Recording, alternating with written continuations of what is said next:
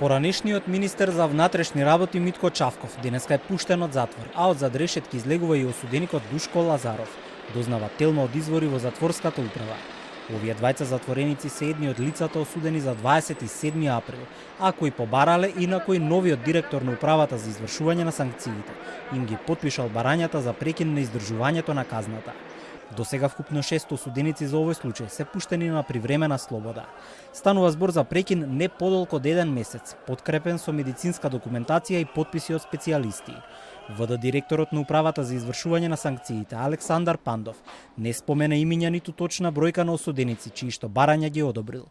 Сепак потврди дека одобрил барања за кои тврди дека нема право да ги одбие. Меѓу затворениците чии што барања се одобрени, има и од такви кои не се осудени за 27 април. Кој е ВД директор на управата за извршување санкции, единствено што можам е ако дојде барање од затвореник кој што ќе достави документација дека има акутен здравствен проблем, потпишан од специјалист, дека мора да изврши здравствен зафат. Јас немам право да го одбијам тој. Такви случаи биле во минатото одбивани. Јас тоа нема да го правам. Осуденици за случајот 27 април се повикале на членот 225 од Законот за извршување на санкциите, чии што измени беа изгласани кон крајот на месец март. Таму јасно е наведено во какви услови се одобрува вакво барање на осудени лица.